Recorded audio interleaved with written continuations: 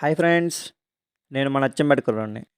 ఈరోజు మనం నిన్న దీవాళీ సందర్భంగా మన అచ్చంపేటలో జరిగిన విశేషాలు, ఎలా జరిగింది, మనం ఈసారి దీవాళీకి ఏం మిస్ అయ్యాము అనేది ఈ వీడియోలో తెలుసుకుందాం.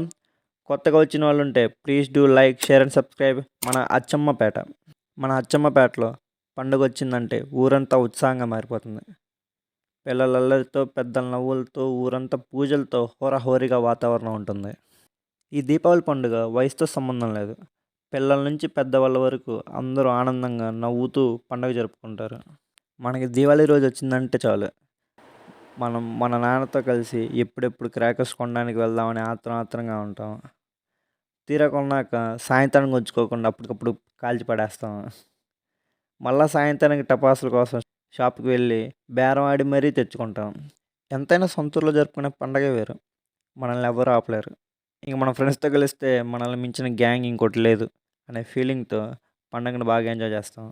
సాయంత్రం అయితే మాత్రం ఎవరికి ఎవరూ దగ్గరు.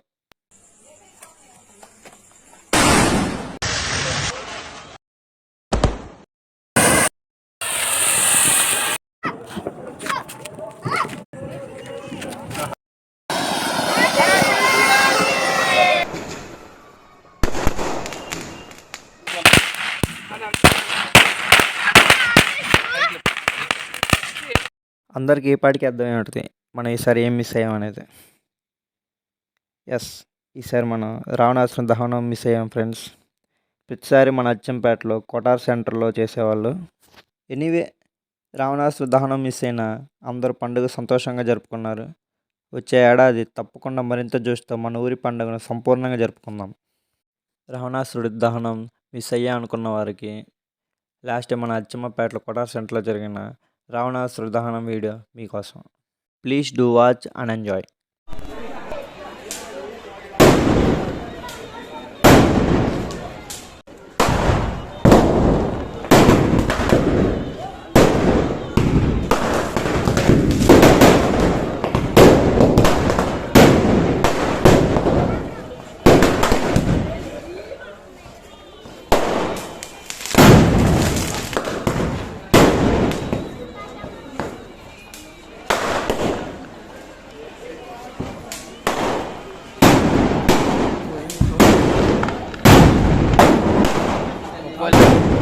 అంటే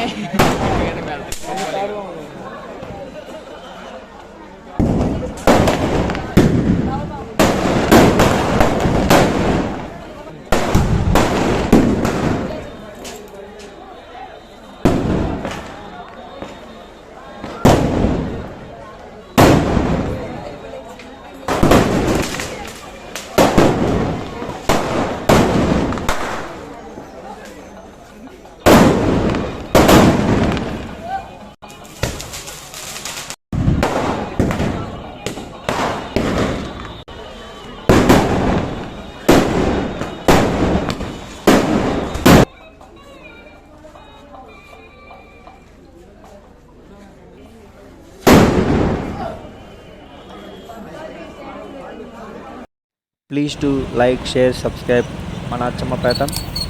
మరింత మంచి వీడియోస్తో మళ్ళీ మీ ముందుకు వస్తాను. అప్పటిదాకా మన అచ్చంపేట కుర్రోడు సైనింగ్ ఆఫ్.